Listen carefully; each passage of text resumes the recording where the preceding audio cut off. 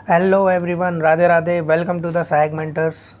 आज की वीडियो में हम डिस्कस करने वाले हैं dual degree course, IIT Patna के डुअल डिग्री कोर्स के बारे में। तो जैसा कि हम सभी को पता है कि आईआईटीज़ जो हैं वो इंटीग्रेटेड कोर्स प्रोवाइड करते हैं, जिसमें आपकी अंडर ग्रेजुएट के साथ साथ पोस्ट ग्रेजुएट यानी कि यूजी एंड पीजी एक साथ ही हो जाती हैं। एंड इसमें आपका फिर 1 साल का बेनिफिट हो जाता है, यानी कि जहाँ आपकी यूजी प्लस पीजी 6 साल में होती है। जैसे अगर हम बात करें बीटेक और एमटेक की, तो वो अलग अलग आप करने जाओगे तो 6 साल लगेंगे, बट अगर आप इंटीग्रेटेड करते हो तो वहाँ आपकी ये 5 साल में कंप्लीट हो जाती है। ठीक उसी प्रकार एक डुअल डिग्री कोर्स है आईआईटी पटना का, जिसमें वो बीटेक के साथ साथ आईआईएम मुंबई से आपको आईआईएम की डिग्री मिलेगी। तो चलिए शुरू करते हैं आज की वीडियो में एंड डिस्कस करते हैं कि क्या है ये इंटीग्रेटेड डुअल डिग्री प्रोग्राम। तो सबसे पहले बात करें कि ये एक कोलैबोरेशन है किसका, आईआईटी पटना का और आईआईएम मुंबई का। ठीक, जिसको कि पहले NITIE के नाम से भी जानते थे। तो क्या है ये डुअल डिग्री प्रोग्राम?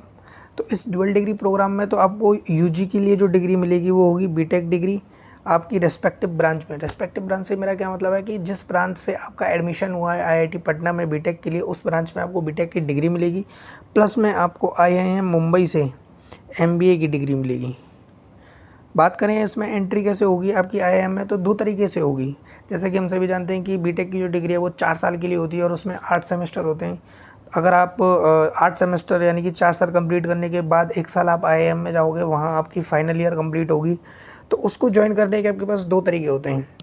पहला ऑप्शन ये है कि आप 7 सेमेस्टर के कंप्लीट होने के बाद ज्वाइन कर सकते हो, यानी कि 7 सेमेस्टर अगर हम बात करें कि 7 सेमेस्टर आपका दिसंबर में कंप्लीट होता है तो आप जनवरी में ज्वाइन कर सकते हो। एक तरीका तो ये है। दूसरा तरीका ये है कि आप 8 सेमेस्टर के एंड होने के बाद ज्वाइन कर सकते हो। 8 सेमेस्टर का मतलब वही हो गया कि 4 साल की डिग्री पूरी कंप्लीट करने के बाद आप ज्वाइन कर सकते हो।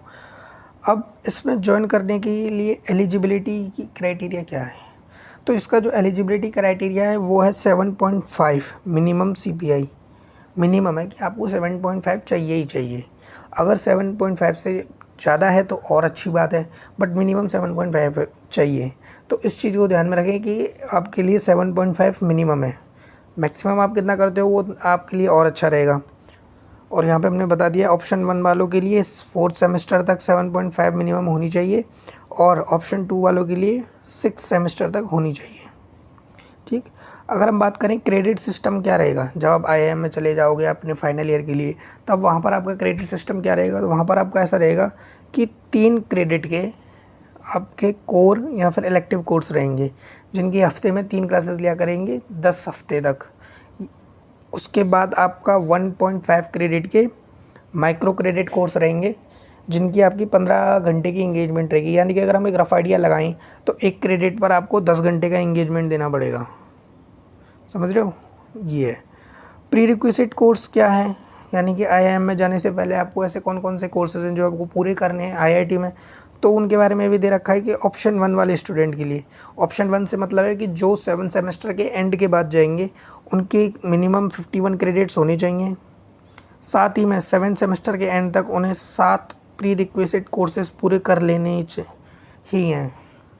बात करें अगर ऑप्शन 2 के लिए, तो ऑप्शन 2 के लिए आपके मिनिमम क्रेडिट 76.5 कंप्लीट होने चाहिए। साथ ही में 17 कोर्सेज आपके पहले हो जाने चाहिए 8 सेमेस्टर तक।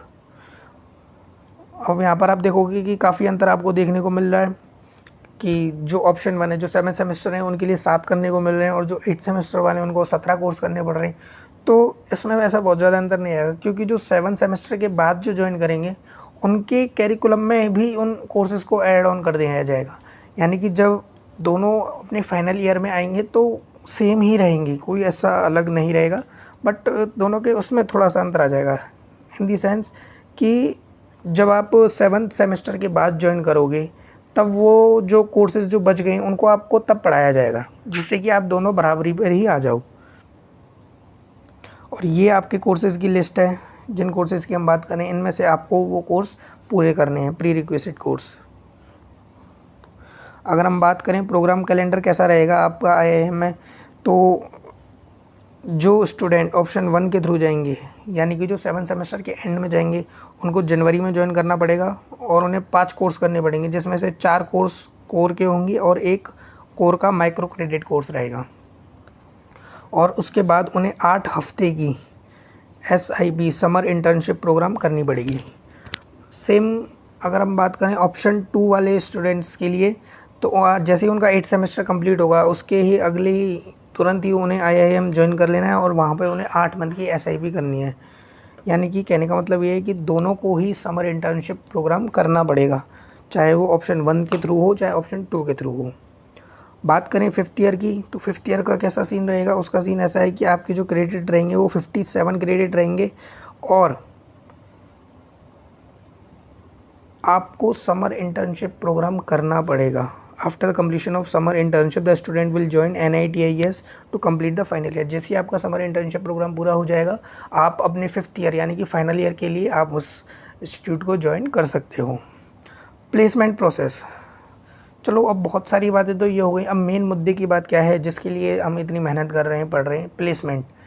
उसका क्या सिनेरियो रहेगा? इसका सिनेरियो ये रहेगा कि सबसे पहले तो आपको 8 मंथ की SIP समर इंटर्नशिप प्रोग्राम करना पड़ेगा अपने 4th ईयर के एंड में। उसके बाद आप पार्टिसिपेट कर सकते हो फाइनल प्लेसमेंट के लिए और उसके लिए जितने जो भी रूल एंड रेगुलेशन रहेंगे वो सारे इंस्टीट्यूट प्लेसमेंट कैलेंडर के हिसाब से रहेंगे। अगर हम बात करें कोर्स फीस क्या है, तो ऑप्शन 1 वालों के लिए, जो ऑप्शन 1 के थ्रू जाएंगे उनके लिए पूरी फीस है 18 लाख रुपीज़, जो कि कैसे डिस्ट्रीब्यूट होगी 17:30 के में। 70 NITI के लिए और 30% IIT के लिए। वहीं ऑप्शन 2 स्टूडेंट्स के लिए 12 लाख फीस है, जो कि 50-50 डिस्ट्रीब्यूट होगी IIT IIM में। बाकी का और डिटेल में स्ट्रक्चर मैंने आपको दे रखा है। साथ ही में ये जो डेटा हमने लिया है वो ऑफिशियल वेबसाइट से लिया है, इसका लिंक मैं आपको डिस्क्रिप्शन में दे दूँगा, आप पूरा वहाँ पर पढ़ सकते हैं।